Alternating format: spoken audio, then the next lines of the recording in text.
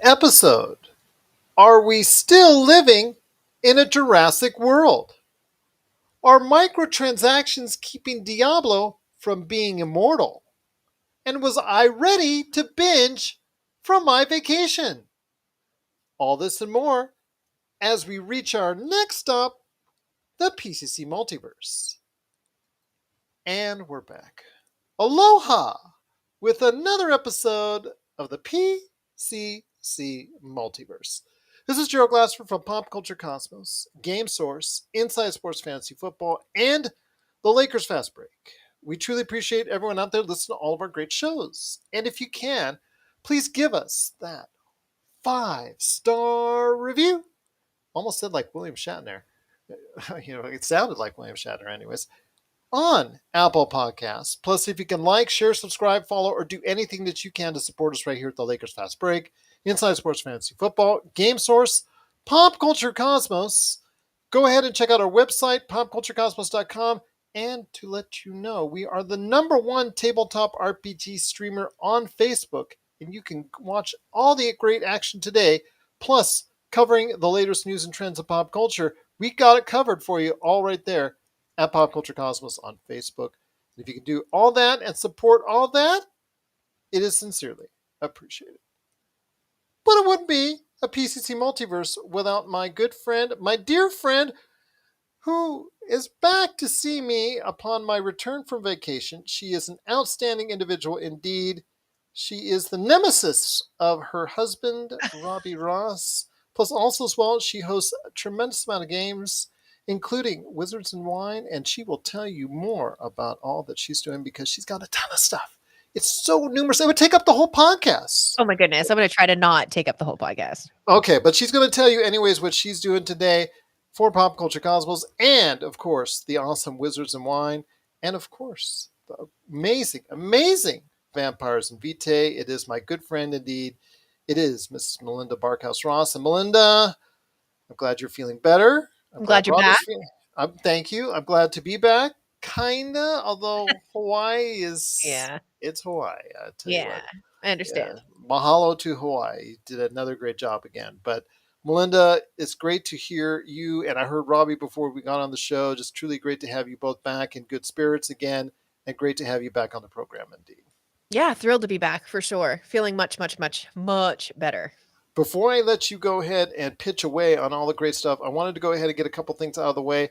Cool Jams Radio, one of our aggregates out there, one of our great radio stations that covers us at the Pop Culture Cosmos, that lets us go ahead and showcase our shows on their awesome station, is hitting the big 3. So I want to go ahead and give them a happy birthday out there, and happy 3rd anniversary to Cool Jams Radio. Plus also as well, I want to thank everybody who stopped by on the shows and our shows that we put out there for you on my vacation. So TJ Johnson, Jeff Sloboda, Himanish Goel, all the great folks that are out there. Of course, you and I did a show, all the individuals that part of the awesome DM roundtable that we did. And of course, my good friend, Mr. Josh Peterson on 300 of Pop Culture Cosmos. I want to thank everyone for being a part of that. Now, before we go into all the stuff that we're talking about, including Jurassic World Dominion, Diablo Immortal, Black Adam, Netflix Geek Week, and of course, all the great stuff that I hopefully caught up on vacation. What are you working on? My good friend, Mrs. Melinda Barkhouse Ross. So much stuff. Let's start with Wizards and Wine. So this past Monday officially kicked off the Wild Beyond the Witchlight. So I've already done my session 0 with the girls back in Halifax. Everything went really well. We all have our characters kind of nailed down, and the players were able to get as far as the other side of the ticket booth. So the whole gang is together. Because I'm doing this with 2 separate groups, the decisions and actions of one are going to influence the other. So I have a local Vegas group here who's going to that's going to start up this coming Monday. We're going to be doing our session 0. I think we're just going to record audio for that one. I'm not sure if we're going to stream it yet. I don't know if I've got my backdrops ready. Is there anybody from the Demolition Force crew or anybody that we know is going to be involved in Yeah. this? So Roger is going to be part of it, and Robbie is going to be part of it as Oh, well. you're in And I trouble. have, My I, condolences to I both of know, you on I those. know Yeah, yeah. that, and I have 4 brand new players. Ooh, fresh Yes, meat for who, the grinder. yeah, they are. They're jumping into D&D for the first time with the Wild Beyond the Witchlight, and me as their DM. Bless them. Watch out. Yeah, so it's going to be a Oh. lot of fun. We're really excited about it, and everybody's starting to panic a little bit, and If it's they just so fun. run from the house and they slam the door behind them, is that a sign they may not want to return? It's a sign I've done a really good job. That may be a sign they've watched too much Stranger Things, but that's Well, an inside joke right there that for you. too, yes. And then for Vampires and Vitae, we have this really cool contest going on right now. So, gosh, over a year ago now, I backed a tarot deck. It was called the Alleyman Tarot. I'm going to show you the box. This is the box that it comes in. And this is a tarot deck that has been curated from a whole bunch of other tarot decks. There's over 100 cards in the deck, in the base deck.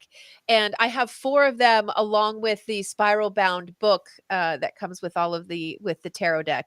The reason why we're doing it is because this deck is actually hugely responsible for the inspiration for my vampire character Esther. So it's unique, it's a little bit wild, it's a little bit chaotic. It's all of the things that Esther is. And you can find the contest on the Vampires and Vitae Facebook page. There are 5 cards. We're asking you to come up with a very brief meaning for each of the 5 cards, and then like a suggestion for a way that it would affect a dice pool, be it +1 to etiquette, +1 to politics, -1 to willpower, whatever you think suits what you've come up with. And there's an example of the tarot system that we use now. Excuse me. But everything is right there on Facebook. And if you have any questions, absolutely send us a message and I'll get back to you as quickly as I can. And the contest is running right through until July. I've got 4 decks. I should mention as well an autographed deck by the Alleyman of these cards, the same ones that are up for grabs in this contest, are going for $550 on eBay. Ooh. Um, Granted, these ones aren't autographed by the Alleyman, but they could be autographed by Vampires and Vitae. There Eh? you go. Could I be. don't know. I don't know. Anyway, we're really excited about it. We're really proud of it, and yeah, go ahead and enter the contest. It'll be fun. Absolutely. And one more time, where can they go to enter the contest? Just search Vampires and Vitae on Facebook, and you'll find your way there. And it's a pinned post right to the top of the page, so you don't have to scroll for like 3 weeks worth of information. It's right there at the top. There you go. The mastermind behind Vampires and Vitae, Wizards and Wine, the whole 9 yards. It is Melinda Barkhouse Ross. Please go ahead and support her great cause and be part of the great contest today at Vampires and Vitae, indeed. But before we head to the break, there's a lot of great things to talk about. I quickly ran through the gambit of what we're going to be talking about today. But first up, it is Jurassic World Dominion that is going to be hitting the mean streets of the U.S. I'm trying to be like a Tyrannosaurus Rex, but doing an extremely bad job of it right now. Yeah, Oh well. it's terrifying, but not because it's related to dinosaurs. Yeah, I know. That's what can I say? Unfortunately, that's quite true. But it is Jurassic World Dominion. It is now in theaters everywhere you go see movies. It is done pretty good in international theaters in advance showings, in advance of the domestic release. It is expected to do probably, I think the latest estimates I heard were around 150 million, maybe more. At least to the upfront, it's going to be doing very well. I think that it will not have the same hold as Top Gun Maverick in its second week because Top Gun Maverick has now claimed the all-time record for lowest difference in second to from first week for a movie that did over $100 million domestically here in the US because it only shrank 29% from the first week to the next, which is an outstanding hold. I don't think that Jurassic World Dominion will find that same success because the movie is getting roasted over the coals. Oh dear. And it's a 38 on Metacritic as of this recording, which is absolutely putrid. Unfortunately, for many, actually, the movie is supposed to be a finality, the ending or conclusion of the Jurassic World series. And I think in the critics' mind, it didn't come soon enough after watching this film. It's supposed to combine all the great individuals from the, or that are still alive, from the original movies with Sam Neill and Laura Dern and Jeff Goldblum, combining with the forces of Bryce Dallas Howard and Chris Pratt today, and some added new characters upon that as well. Your thoughts on this with Jurassic World Dominion? I mean, again, I think it's going to be very front loaded. I think it's going to do very well initially, but we're not going to see the same kind of success long term that we're seeing from Top Gun Maverick. Yeah, I know that they are definitely working the talk show appearance circuit because I don't think there's a talk show that Jeff Goldblum hasn't been on, and it's only Thursday this week. Ours. Yeah, yeah, that's right. I forgot. I'll call him and see what he's doing. But I think that alone is a little bit of a hint that they're trying to perhaps downplay a little bit of what the critics are starting to say about it. I always feel like the harder they hit the talk show circuit, the more they're trying to do some of that damage control around the movies. Well, they didn't Maybe, allow the critical receptions or the reviews to come out until just before the movie got released here in the States. yeah. So It's that's never a good sign. no, it never is. And, I'm excited to see the conclusion of, the Jurassic Park stuff. It's not the end of Jurassic Park big picture, though, is it? Well, they're saying it is. They're saying that it's the Yeah. conclusion of this epic Eh, event series. Yeah.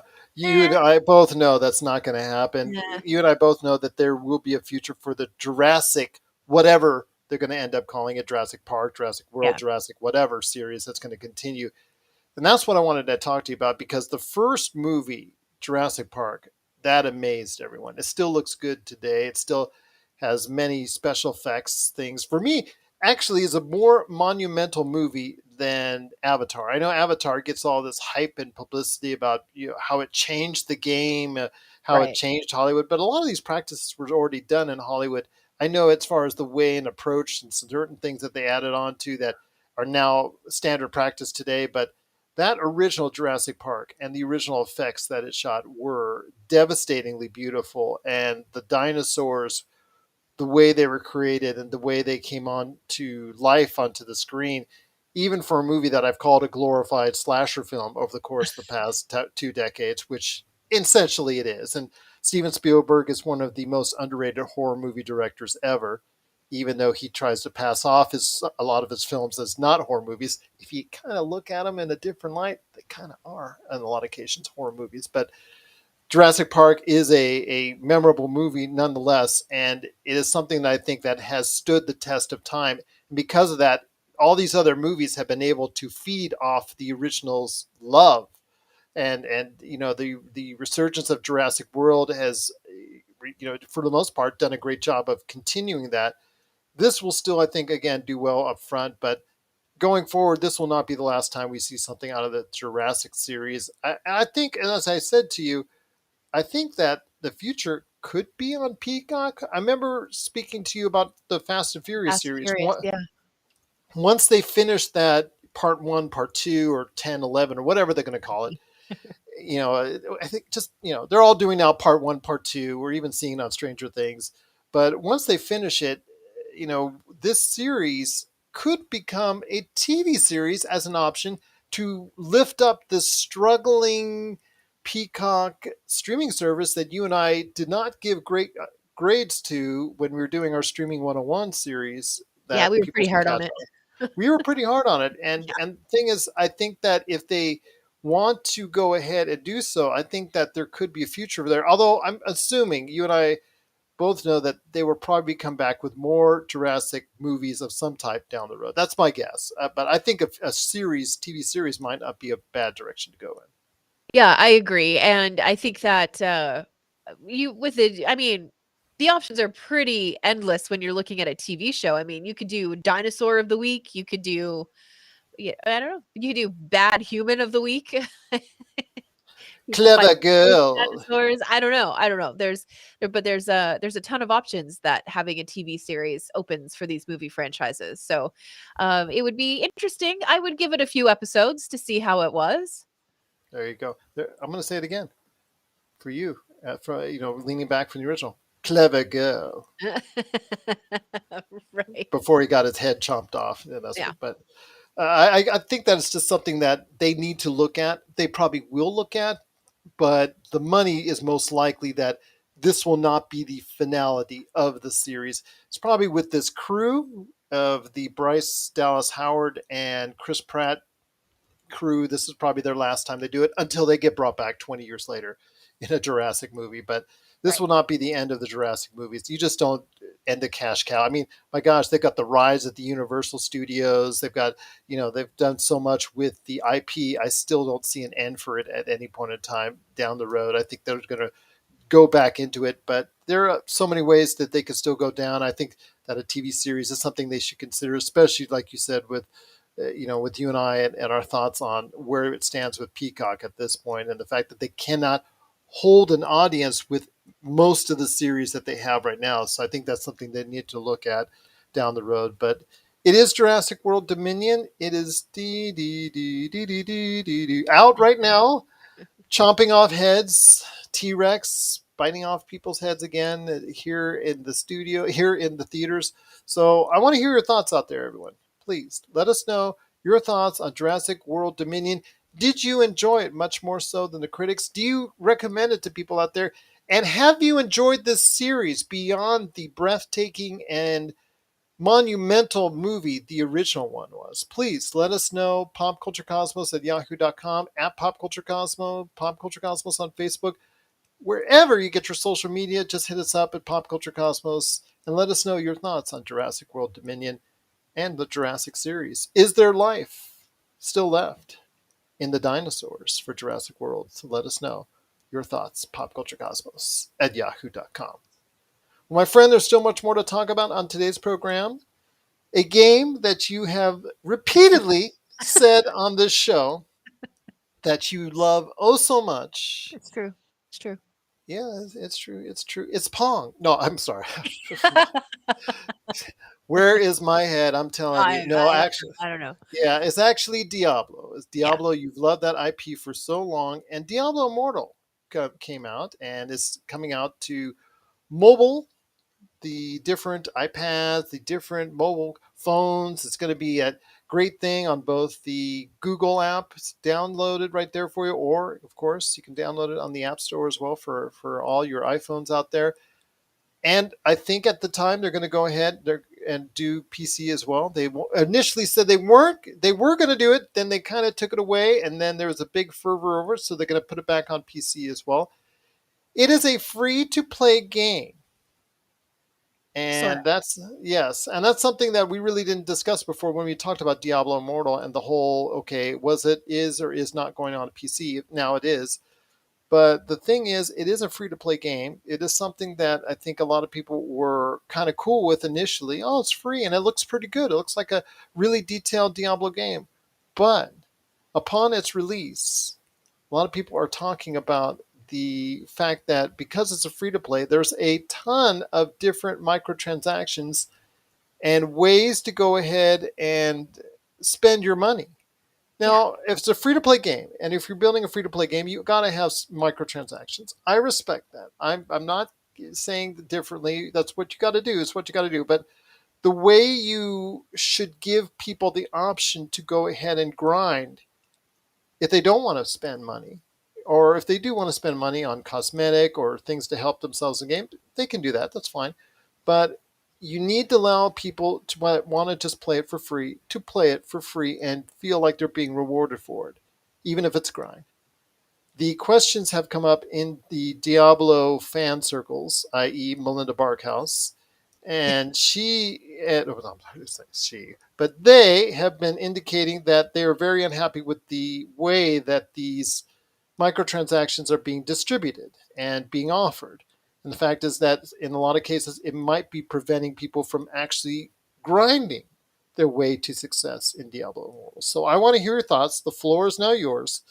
This is a series that has been so near and dear to both you and Robbie. You've Yeah. said on the show that your PC. You've talked about that as far as devoting a game to it and devoting your time to it. But I want to hear your thoughts now on Diablo Immortal. And is this going to be something that you're going to continue your love for Diablo with? Well, let me start here. I have talked all of the girls from Wizards and Wine into picking up Diablo 3 so we can all jump on PlayStation and play Diablo 3 together. That's Okay. how serious I am about this game. I've always enjoyed it. There's something just relaxing and easy to manage about a good hack and slash with a decent story behind it. I love it. Now, I have yet to even bother downloading Diablo Immortal for a lot of reasons. One of them is that I absolutely detest a pay to win game. I don't like it. Free to play is fine, but when you start like you pay certain points to just be able to upgrade your characters. That's not okay. If I've reached the level and I'm ready to upgrade my character and I have all of this loot and I'm ready to do it, I shouldn't have to pay to be able to do that. I've also heard that they have a cap. So you can only go so far in the game or in terms of leveling up your character unless you put some money into it. Yeah, I don't like that. I really don't. I would rather pay you the $75 or the 115 to get the super ultra mega deluxe version of the game, which I would fork out money for because I know I'm going to spend hours on it. And I would much rather do that than at every turn pay another $1.99 for something, $2.99 for something, $5.99 for something. Get another 10,000 gems for $15.99. No, give me more of an opportunity to earn them in game and be able to take the time that I've invested in your game and allow me to level up my character. It bothers me so much. My youngest daughter plays two or three free to play games, Yeah. and she's a grinder. She doesn't pay. Yeah. We sometimes it will give her point cards, that allows her to go ahead and buy things on the microtransactions, but she does not spend her own money on it. Yeah. She grinds. She's willing to grind, and she's Yep. happy to go ahead and grind away on it for days, weeks, months on end. And in every free to play game, that should be the end goal. That should be the end goal. If you want to go ahead and have that option, it should take you longer. And, Yeah. to be quite honest with you, if I'm developing it, it should take you a lot longer to get from point A to point Z if you're going to play it free than if you want to go ahead and spend your way to it.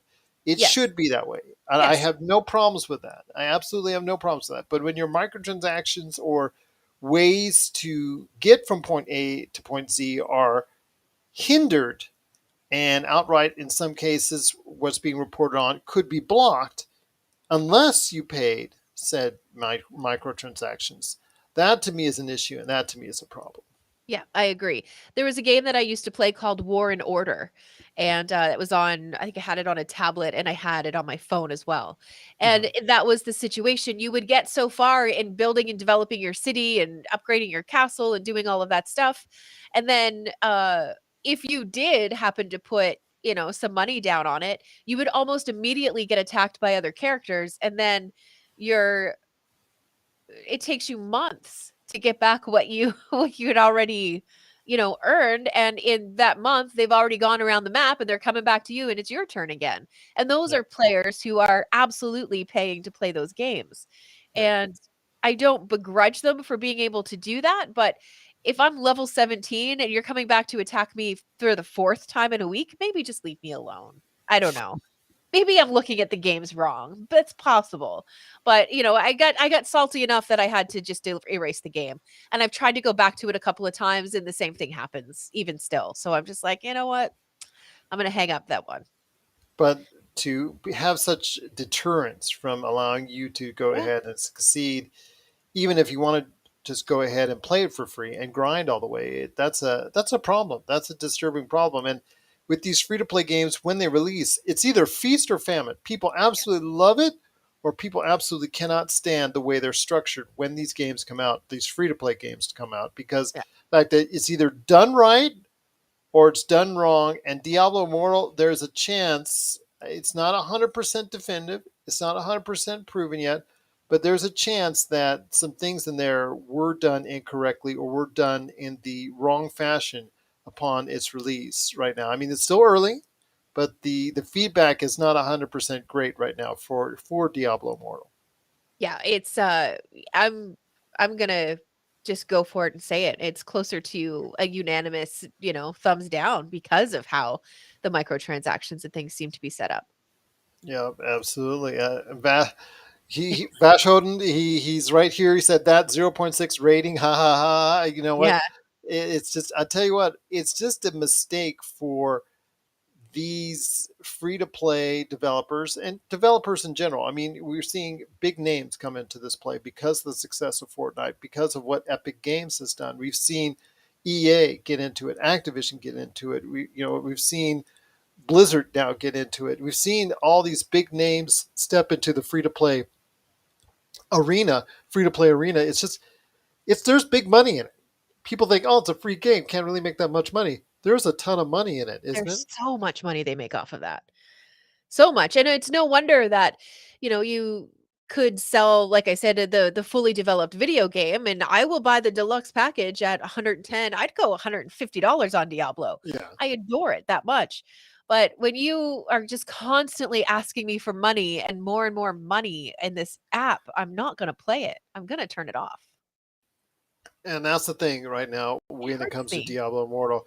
It's very early in the process, so they still have some time to go ahead and tweak things and make things a little bit more fair. Now, mind you, again, it should still be weighted towards you wanting to spend money on the microtransactions, but it should also allow you to go ahead and grind through the process to eventually Yes. get at the same point if you didn't want to spend the money on the microtransactions. So that's a delicate balance, I know, for these developers, but some who have gotten it right have really profited and really made a ton of money off of it, and they've got a lot of good feedback from those who played for free and those who played it using the microtransactions. So Yeah. hopefully, Diablo Immortal will be able to learn from those lessons. Yeah, and again, my biggest beef with it is that even if you are gonna attempt to just grind through the game and it's gonna take you twice as long or 3 times as long, um, if they really are capping your character, development and your, ability to continue to level up your character and stuff like that, just because you're grinding and you didn't pay for it, that's a problem. That is a problem, indeed. So I'm hoping, again, Blizzard will go ahead and find that happy medium with fans out there of Diablo Immortal. Hopefully it'll be to the point where even you, the Diablo fan that you are, will want to get into the game. If you do, please let me know. Please let us know out there so you can go ahead and give your thoughts on the game if that's the case. But Yeah. I also want to hear everybody else that is interested or thinking about going ahead and playing Diablo Immortal, which is now out on mobile and PC. If you can go ahead and check out our thoughts on it, please go ahead and always do so. But if we want to hear your thoughts. Are you interested in playing Diablo Immortal? But are you concerned about the microtransactions? Please let us know. popculturecosmos@yahoo.com. But before we hit the break, Melinda, it is the Black Adam trailer. I just wanted to go ahead and make a quick mention of that. That finally dropped a full trailer. We've already seen bits and pieces of it already, but the full Black Adam initial trailer has dropped. I see some good signs from it. It looks pretty promising. It's coming out later this year. Your thoughts on the Black Adam trailer before we head to the break? Yeah, I think The Rock looks great in the role, and he really does, and, yeah, I'm incredibly optimistic for it, and, it will probably be another one that manages to get me to the theater. Okay, fair enough. As you're saying those words, I could just see the rock style eyebrow going Yeah. up on Robbie Ross's face right there as he's in the background. Just thinking about that right there for you. But it is Black Adam trailer. It is available right now if you want to go ahead and look at it. The link we have available for you right there at the Pop Culture Cosmos on Facebook. Please go ahead and check it out. But it is really starting to look good on it as it opens up later this year. The release date is October 21st, 2022. So looking forward to that. I know I am. I know Melinda is. And I'm hoping you are as well. But if you have thoughts out there on what's going on with Black Adam, seeing Pierce Brosnan as Dr. Fate, I thought that was really a nice touch to see him open up and seeing him have the knowledge that Black Adam can either save the world or destroy it. I thought that was a very nice touch. I like that premise, having him narrate in a conversation with the Rock. I'm assuming he's talking to the Rock as he's going ahead and narrating, but using that for an outlier for the trailer, just to see, show you what kind of strength he has and what kind of power he has. So it is really, I think, a really well made trailer. Really good one for DC. DC has always been kind of shaky on their trailers, so I'm really happy with that. But Melinda, any last thoughts on Black Adam before we head to the break? More Pierce Brosnan back on the big screen. Yep, there you go. Remington Steele, indeed. Yes, absolutely. See, I'm old enough, so I watched him on Remington Steele. That's how Yes. old I am. But Yeah, I vaguely remember Remington Steele, but obviously him as James Bond was of a course, huge part of my life. he's one of my favorite James Bonds. Yeah, Absolutely. Just yeah, giving a big shout out to Victor who's watching us. I know he's got a lot of great things to say as well about what's going on with the Black Adam trailer. But if you've got a lot of things to say about the Black Adam trailer, you can always let us know. Pop Culture Cosmos, wherever you get your podcasts, wherever you get your social media, and of course, Pop Culture Cosmos at yahoo.com. Coming up after the break, we're going to talk about what Melinda kind of liked or didn't like about Netflix Geek Week. And did I successfully binge watch the entire world of pop culture? I have some good things and some not so good things to say about my binging upon my return from vacation in pop culture. That's coming up after the break. This is the PCC Multiverse. Right now, that's what did you hear? See his comments right now. Victor right there is saying it could be a bomb, but he'd still love it because he's a fan. Of course, Dwayne Johnson. Yeah, of course, absolutely. I yeah. mean, yeah, The Rock is he's awesome. Absolutely. Yeah. Flex Cavana for everybody out there. That's a reference from long past. Even before he became The Rock, he was Flex Cavana. It's just giving everybody a shout out there on that. But and we're back with the PCC Multiverse. That's right, old school indeed. And we're back with the PCC Multiverse. It's Gerald Glassford and Mrs. Melinda Barkhouse Ross, the mastermind behind such notable games as Wizards and Wine and Vampires and Vitae. Please check out the latest stuff that she's doing today, including a contest which you can win an awesome set of tarot cards right there at Mhm. Vampires and Vitae. Please do it today. Be part of the game, absolutely. You'll be glad you did. And plus, check out all the great stuff she's doing there, and of course, for everything at Pop Culture Cosmos as well. But the rest of the show, I thought we talked about some cool things again in pop culture because it seemed to be this week. You get back from the plane, you get off the plane, coming back from vacation, and pop culture overload hit me, starting with Netflix Geek Week, which was all week long for Netflix. The thing is, they treat Netflix Geek Week. Yeah, I mean, first of all, it's a great idea. I'm yeah, so glad that they did it. I'm so glad that they're doing it. It is without an E3 this year and the video game stuff they're doing all over the place. It's all scattered. It's really hard to keep up. It's nice to see that Netflix is devoting some time to this, and they clearly, with E3 being out of the way, they decided to go ahead and confiscate the second week of June, or at least the first full week of June on this avenue that they can go ahead and showcase out there to everyone. The thing is, though, Netflix just has some dirty habits, and the dirty habit is that one of the great reasons why that we love Netflix so much is they have so much content that they throw out at you, yeah, and they just say they throw out what you throw it out at you, and they see what sticks. The same thing when they're trying to introduce stuff. They do the same thing over the course of the past few days, and they've just been throwing stuff left and right at you, saying we're going to throw this at you, we're going to throw that at you. We know we canceled some stuff. We know we canceled some animation stuff. We know we canceled some live action stuff. But you know what? We still got a ton of stuff we're going to throw at you. And it was so hard to keep up what's going on with Netflix Geek Week. But was there anything from Netflix Geek Week that stood out to you? The Resident Evil, they showed more of the Gray Man, they showed the Stranger Things for part two coming up in July. They've got a lot of stuff that they sent out, plus all the comedy shows, the animated shows, One Piece they talked about. They talked about a whole bunch of stuff. Wednesday, they showcased her. Anything that really stuck out to you as far as Netflix Geek Week is concerned? yeah. Definitely the Wednesday Addams show. I'm very, very curious about that. Looking forward to it. I'm also looking forward to season 2 of Inside Job. That was a great cartoon. It was great. I am very excited for the School of Good and Evil. That looks incredible. And there's just something about Now I'm drawing a blank and I'm second guessing myself, but I believe it's Charlize Theron who's playing the evil at the school. I love her in a villain role. Charlize Theron is she's doing Kidding me? cameos all over the place. She's in Doctor Strange. Yes. Spoilers, doing a cameo there. She's doing one in The Boys. Spoiler, she's Yeah. doing one there. So yeah, she's just all over the place right now, and that's really good. That's really cool.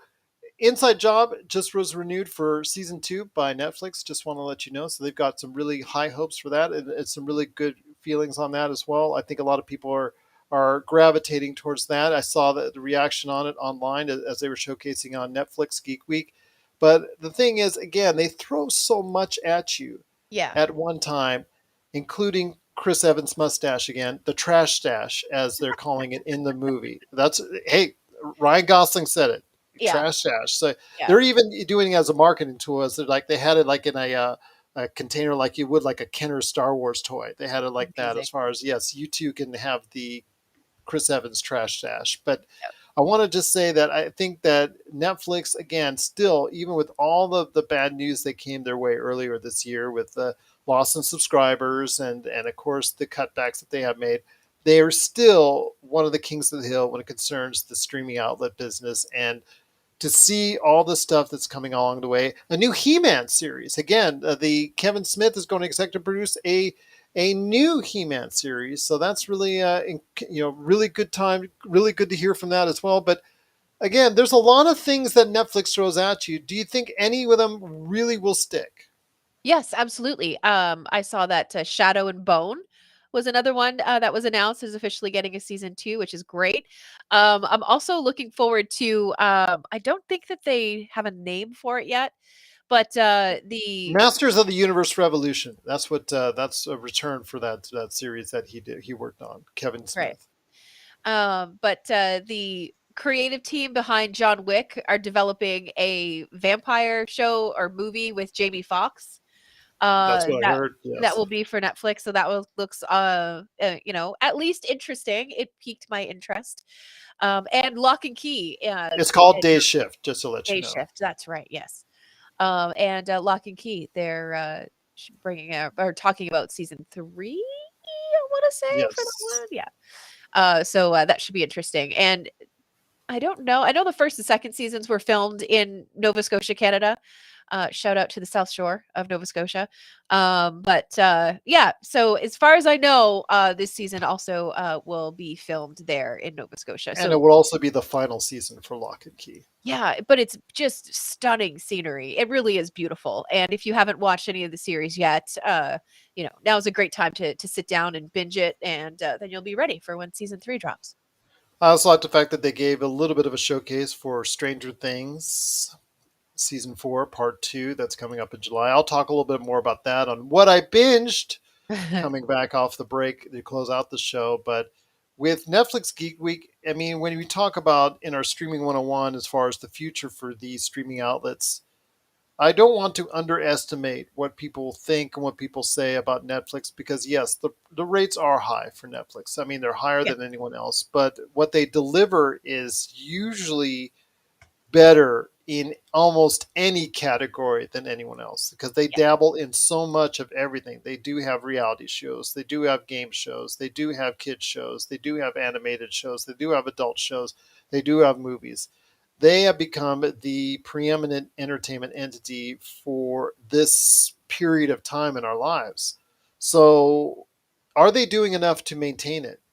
The Resident Evil series and some other choices that they made, I think, that they've spent a ton of money on, are really not as well thought out as I once thought. I mean, they've actually talked about behind the scenes in recent days about The Irishman and how that was, even though it did pretty good numbers on the channel, because of the fact it was a $200 million movie, it's really not what they want to continue to do. So you're going to be seeing less of these humongous movies that they're going to be showcasing going forward, like The Gray Man. I think you're going to seeing less of those $200 million movies.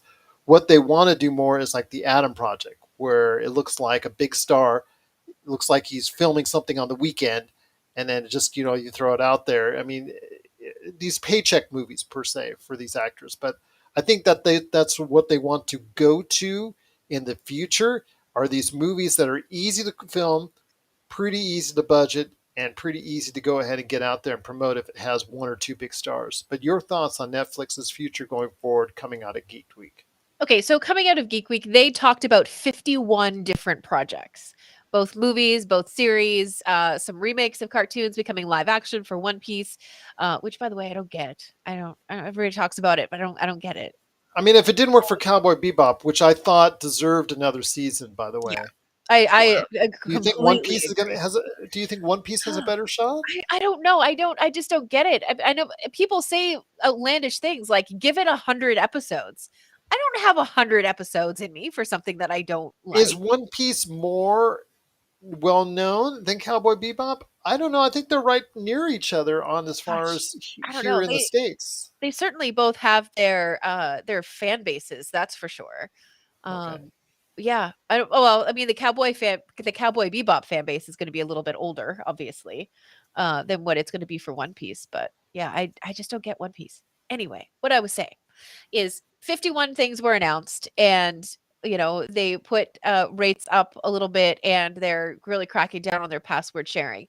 They're doing all of that so they can continue to make announcements of 51 different projects that they're working on to bring to you, so you can sit on your couch and take in the stuff that Netflix is putting together and putting out for you. So, I'm kind of happy to pay 20 bucks a month knowing that, during a week they're going to make an announcement of 51 different projects, the majority of which I'm super stoked to see.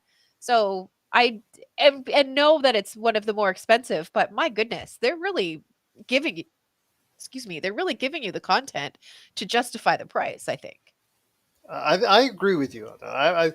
I know right now it's going to be either or, and I think I'm on the side of or. You know that it would be something that I think that people continue to have faith in Netflix. I understand it was kind of tenuous when they made the announcement that they were losing subscribers or that they had lost subscribers, and it's kind of tenuous when the decisions that they were making. How's this going to affect my membership? What are we going to be able to see? Continue to see great content, et cetera, et cetera. Well, whether or not it's great or not, it's up to you. Again, there's a lot of these stuff that they're going to make. It just looks like it's there just because it's whatever's trying to do. They're getting something to make stick, but there is going to be some quality stuff that they do put out there as well. So for every Resident Evil series that they put out there, which does not look promising, Right. they are going to put out stuff like The Gray Man, which is going to be hopefully for them a blockbuster hit going forward. So I'm looking forward to seeing what Netflix will continue to do. Again, I mean, Kevin Smith's the He-Man, that was a good success for them, especially the first part of it. When they showed the second part, not so much. But the Masters of the Universe Revolution, I'm looking forward to seeing another season of that. I thought that was again an overall success for them. But Netflix has just got to make sure they go ahead and let these shows develop. If they're putting it out on the air, don't cancel it after one season. They have a habit of having a little bit of an itchy trigger finger Yeah. with some of their stuff. I Mhm. think Cowboy Bebop is an example of that. I agree. Mhm. I understand for them the numbers are based off of how many people got from episode one to episode whatever it is that it finishes on, 6, 7, 8, or 9, whatever. I understand that's the ultimatum for them. It's not what it starts at, but what it ends at as far as the numbers are concerned. But give the chance for these shows to go ahead and flesh out their stories. Give them a chance at least for another season before you Mhm. go ahead and give them the axe. Because if you know what? Cowboy Bebop, if that had to become a regular series, I was dying for the drag queen who was I believe he was the hostess. Sorry, she was the hostess in the bar. I would watch a spin-off series of that character. That was an interesting character, and I wanted to know so much more about that character. But now season's over. Womp womp. You'll never Yeah, learn the more about the series is drag over. queen. I'm Yeah, sad. yeah, and it was a shame that they didn't give that show its fair due or its fair chance. But Yeah. it's Netflix, and it's on to what's next with them. And as you Yep. talked about, over 50 different projects in the works that they showcase this week at Netflix Geek Week. We do have a link in the in the stream in the pop culture Cosmos Facebook stream right there for you. As far as if you want to go ahead and check out what exactly took place at Netflix Geek Week, it's right there for you, right there in the stream. So if you want to go ahead and check it out, it's Pop Culture Cosmos on Facebook. It'll tell you everything you need to know about Netflix Geek Week. But is there something in particular that you loved about Netflix Geek Week? Was it, showing off the Gray Man? Was it Resident Evil the series? Was it something else in mind? The announcement of a second season for Kevin Smith's return for the Masters of the Universe Revolution? Was it something else? Was there anything that stood out to you for Netflix Geek Week that'll keep you entrenched into watching Netflix month after month? Please let us know. PopCultureCosmos at yahoo.com and everywhere on your social media right here at Pop Culture Cosmos. Well, my friend, before we head on out, as I told you, I got off the plane, coming back from my vacation, and I had an absolute ton of pop culture to catch up on. Yeah. It's good and it's bad. The bad was there was a ton of pop culture to catch up on. So it meant some very late nights, early mornings for me. But it also meant that right now we are experiencing one of the best times for pop culture I have ever seen in my entire life, because there are quite a few of quality, good projects that are currently out. Not stuff that's been out, not stuff that's going to be out. Currently good stuff that people can see. We're starting with Top Gun Maverick. A lot of great reviews there, and we've already said how well it's doing out there in the theaters. But from what I saw, there's a ton of good stuff out there.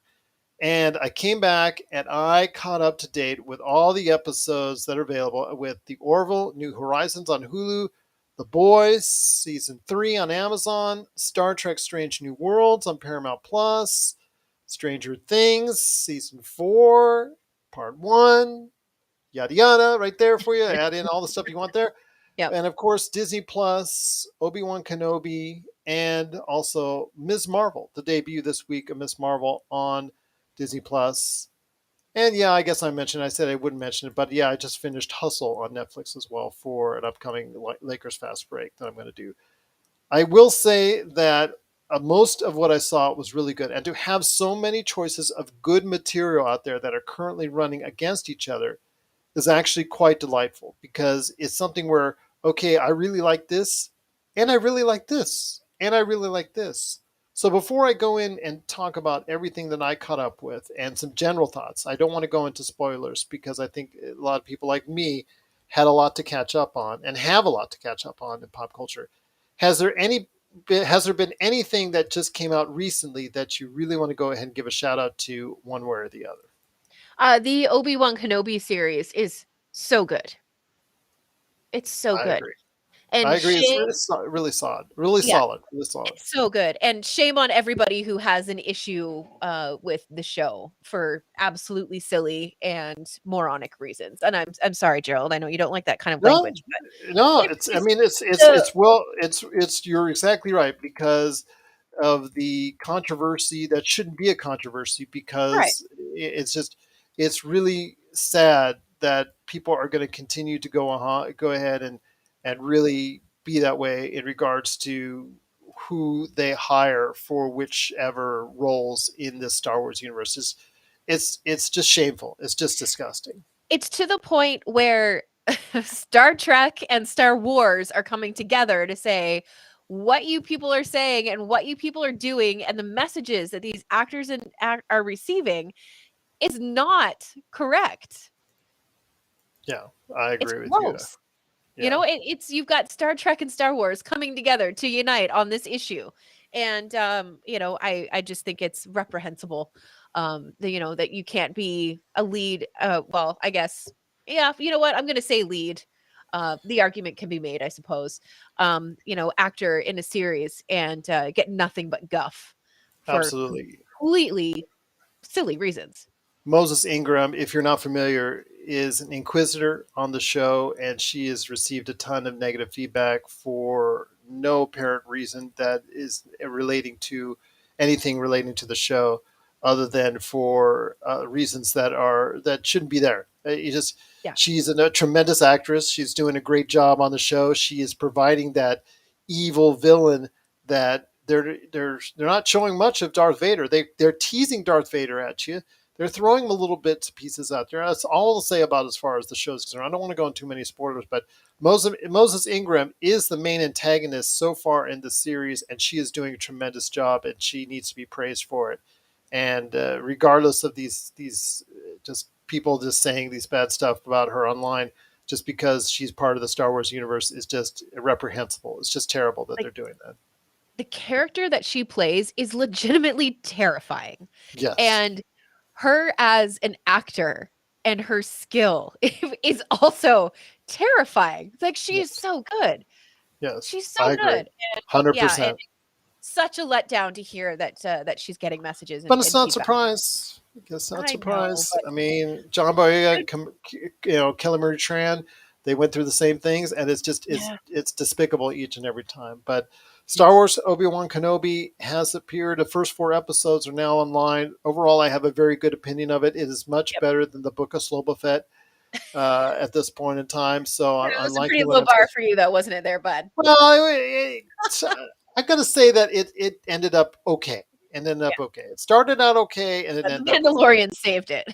Yeah, well, the Mandalorian, yeah, he was for he saved it for a lot of people. I thought it was okay. I thought he made it okay, but also as well, I think I got so much Boba Fett. I got more Boba Fett than I wanted to know about Boba Fett. I think everybody Yeah. wanted to know about Boba Fett, but once you saw Boba Fett play out over the 8 episodes, I think it was last like I think we've had enough of Boba Fett. Yeah, it was just like, "Oh, okay, he's just a dude. Yeah, he's just a dude We're indeed. But we're, you know, we can move on." And then they but brought in Obi the Mandalorian. It was great. But Ewan McGregor, he is killing it. Oh We my now gosh. the best thing Yes. about the prequels was him, and Yeah. he's showcasing as to why. So yeah, definitely if you get a chance, check out Star Wars Obi-Wan Kenobi. But like I said, is there before we go into it, is there anything else that you've caught recently? Um, I have always kind of been on the fence about The Boys. I've watched the first episode and I am optimistic about it. I am excited to watch the second season, so that's a positive for me. And I haven't watched any of Miss Marvel yet. I do have a couple of the comic books back in Nova Scotia, but I'm excited to see what they do with her story. I'm very excited about it.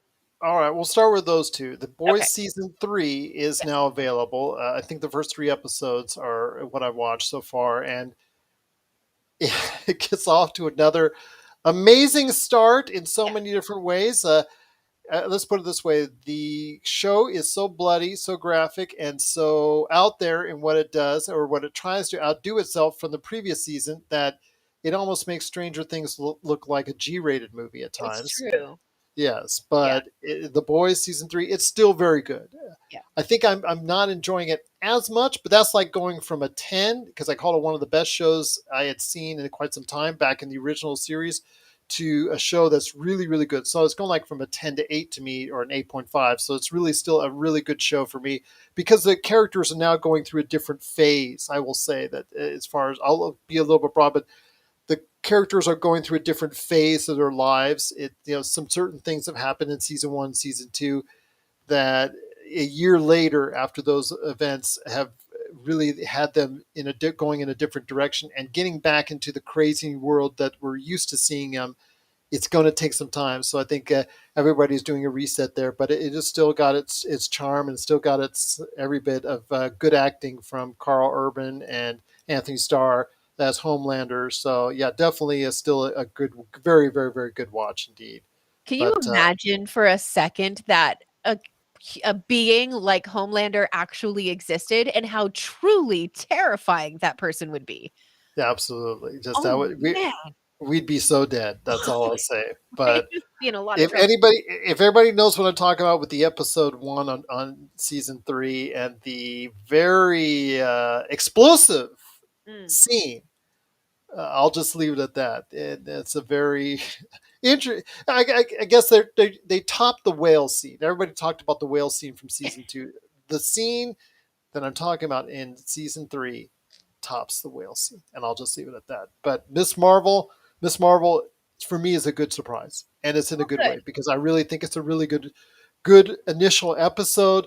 The production values on this show, I think, are better than any initial episode of any of the Marvel TV series. They have put more work and detail into this initial episode than anything else they've thrown at you. I didn't say it was the best episode or better episode. I really think it's a really, really good episode. But to me, the production, the attention to detail, the things that it had to go ahead and accomplish, it did a lot of that. And I really like the start, the way it's starting so far. So I'm looking forward to Miss Marvel continuing. But yeah, the production value is off the charts. I mean, everybody talks about the tens of millions of dollars they spent on each and every episode for Stranger Things. That I think that Disney Plus spared no expense for Miss Marvel, and that to me is a good thing because this could have been really like a show that they just cast off to the side or made just like it's another show or something Yeah. like that. And Yeah. they really didn't. They really are doing her justice, and I really am happy to see that. Speaking of Stranger Things season 4, and I'm all the way through. I've seen part 1. The first 7 episodes is under my belt, and it is pretty good. Pretty good. I've got to say, I'm still impressed with Stranger Things. I think, though, that sometimes, amazing enough, I've talked about all the money that they spend on each episode. Some of the CG lets me down at times. Some of the Oh, green dear. screens that they're doing lets me down a little bit, Oof. but they still are able to go ahead and capture the mystique and the horror and of the upside down world in this. And of course they're trying to tell all the things they're trying to tell different stories and trying to piece it all together, and they're doing a good job of that. Plus 11 and her story is continuing on, and will or will not will she become a superhero once again? So we'll wait and see on that. But yeah, it is the first 7 episodes of Stranger Things season 4 part 1. I think it's a really good watch. But I don't think it's quite as good as the show that I'm going to talk about now. And that Oh, is the best show I binged of all these, Star Trek Strange New Worlds. nice. And I can't believe I'm saying that because it's a Star Trek show after Picard, which I gave a slight thumbs down to. Actually, I gave it a little bit more than slight thumbs down to because it ended up not really that good. And I think you've probably heard more than one person say that about Star Trek Picard now in season 2. It's been not exactly meeting its obligations, but Star Trek Strange New Worlds goes back to an episodic formula. And I think once you finally sit down with it, Melinda, I think you're going to really like it just for that fact. For me, it seems like a great change of pace, which it's kind of silly because Star Trek Discovery is good, but it has that overarching theme while it still tries to Yeah. do an episode of the week and all that, but it still has that major run through that they're still trying to do. With Star Trek Strange New Worlds, it is an actual episode. They're doing this one week, and then they're doing this another week, and they're doing this another week, just like we saw from the original series. Yeah. And to me, it's kind of fresh in that take. And I can't believe I'm saying that, but it's kind of fresh in that take. But still, they grab a lot of stuff from the original series because it ties into the original series. And it's so funny because you hear the remixes of the original music. Just for fans of the original series, this definitely hits a high note. And I really think that it's so well done. They don't have the budgets that Stranger Things or Miss Marvel does, but with what they do with this show, they really camouflage the expense really well, and they put out a really good product because of it. Yeah, it's great. I'm very excited to sit down and watch it. I just need to find some time when I'm not involved in a tabletop RPG game. Well, you're the Star Trek fan, the bigger I Star know. Trek fan among I know. us Shame here. on me, right? You're the Trekkie, yes, and Yeah. I am the mostly Trekkie. I have not seen the entire Star Trek universe like you have, so Yeah. this is to me one of the better, if not the best, starts to a Star Trek series that they've had or that they've ever had. Because of the fact I think that they've learned from all the things from all these other series about Yeah. how they should start a series, and they've really applied it to this one. And it already features characters, the main 3 that have been on Discovery, so they already are familiar with their characters. And Anson Mount, I can't believe that dude, Captain Pike, Yeah. can't believe that dude was, in the Inhumans, couldn't say any words. He Right? couldn't speak Yeah. because he's so articulate and so good at being a captain. He really is doing a bang up job. So yeah, it's really good to see what's going on with Star Trek Strange New Worlds. It's a series I highly recommend, and it is the best of the series I saw to date, what I've seen of all the stuff I binged. But last but not least, well, actually, last but maybe least, is the Orville New Horizons, which I was kind of disappointed. I saw the initial episode this week that debuted on Hulu. Okay. And Stranger Things had a period of time, what, 2, 3 years? It had an abnormal amount of time between seasons. Yes. The Orville also, because of COVID and also jumping from Fox to Hulu, had an abnormal amount of time between seasons. Right. With Stranger Things, I think they picked up very well. And I think it picked up the vibe, the characters. Yes, they do look a little older. They're supposed to. And I think it camouflaged the fact that it was, even though it's supposed to only be just a year in time, that it's actually been 3 or 4 years for some of these actors. So it's still that they were able to camouflage it really well. With the Orville New Horizons, I don't think they really camouflaged the time difference between what they were doing 2, 3 years ago to what they did now. I don't think they've gotten off to the best of starts. I think it's okay at best. This Right. series has always been like that for me. Sure. Like it's not been great for me. It's been a watch. I don't know. Sometimes I think I said on this show that it's like a car accident. I don't know why I'm watching it, but as I'm passing by, I'm watching it. I First, it watch was it because it's a genuine love letter to Star Trek. That's why I watch it. it is and it isn't. The initial episodes were like you wanted to be a comedy because of Seth MacFarlane, and Yeah. then it wanted to be a serious, and then wanted to be a serious drama. And now, in the second season, before they went off the air for a while, it actually found a happy place between comedy and drama. It became a Yeah. nice dramedy, as they say in the business. Yeah.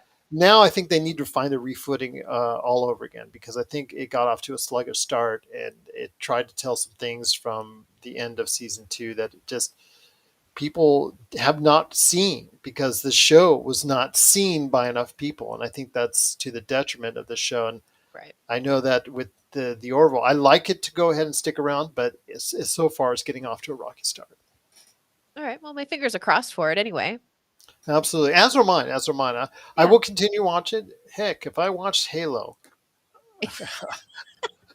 and I stuck through that, then Okay. I guess I'll stick through almost anything. Here is one for you to watch.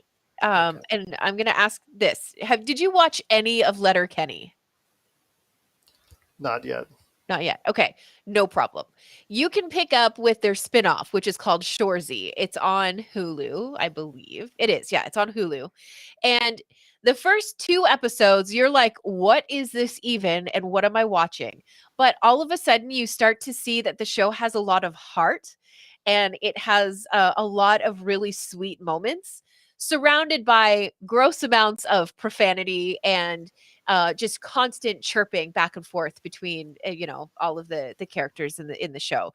But it is so good and it's worth the watch. And this started out as like a little tiny YouTube series, and now it's got Letterkenny and now a spinoff called Shoresy, and it's definitely worth your time. All right. Yeah. For you, we'll Yes. go ahead and give it a Like, chance. add it to the list. There is crude humor in it, Gerald, I'm sorry, but there I'm is. watching The Boys. Yeah, well, Need I I say mean, more? there's a couple of scenes in Shoresy where you're like, but it's really good. It's so good. Uh, Yeah. well, if you've got any shows out there that you want us to catch, we would love to hear your thoughts because you know what? We'll go ahead and do it. If you let us know, we'll go ahead and give a chance. Please go ahead and share your thoughts on a show that you'd love to watch. Or if you have thoughts on Shoresy or The Boys, The Orville New Horizons, Star Trek Strange New Worlds, Stranger Things, Season 4, Part 2, Part 1, yada yada yada, whatever, Part 2, no, Part 1 actually, Stranger Things, Season 4, Part 1, or Obi-Wan Kenobi and Miss Marvel on Disney Plus. If you have thoughts on all those shows, any of those shows, one of those shows, just let us know. PopCultureCosmos at yahoo.com or PopCultureCosmos. Forget your social media. Woo! Well, my friend, I have binged it all. I've caught up to date. You've I'm so binged there and done that. I have binged there and done that indeed. I will tell you what, it was a hard chore to do, but I did it for you folks out there. So know that I sacrificed the good fight for you. And nobody believes that. That's for listening to us. But okay, anyways, it's been great talking to you as always, my friend. Great to hear from you. Glad you're on the mend. Glad you're doing better. Glad you and Robbie are doing so much better. Glad to hear your voices on our streams on Pop Culture Cosmos on Facebook. But any last thoughts before we head on out? Yes, I am excited for Wednesday, the show, not the day of the week. Mhm. I think it's going to be really great. And I'm telling you, I've got a really good feeling about the School for Good and Evil. I think that's going to become a really significant show for Netflix. I just got a feeling about it. Are you on the side of good or the side of evil? I'm not telling. Okay, fair enough indeed. Make sure you catch Josh Peterson and I returning to the big chairs for Pop Culture Cosmos 302. We're going to be talking about the returns initially for Jurassic World Dominion, and of course, everything that went on with the Summer Games Fest, because it is a showcase not just for the games, but for Jeff Keighley as well. I don't know. Maybe it's a showcase for him and then the games. I don't know, but yeah, Yeah. he's pretty big in the gaming world at least. But yes, check out all the good stuff coming on Monday for that. But Melinda, it's great having you. It's great having you back right here in the cosmos, indeed. So for Melinda Barkhouse Ross, this is Gerald Glassford. It's another beautiful day in paradise right here in the PCC Multiverse. We thank you for listening. And here's hoping you have yourself a great and fantastic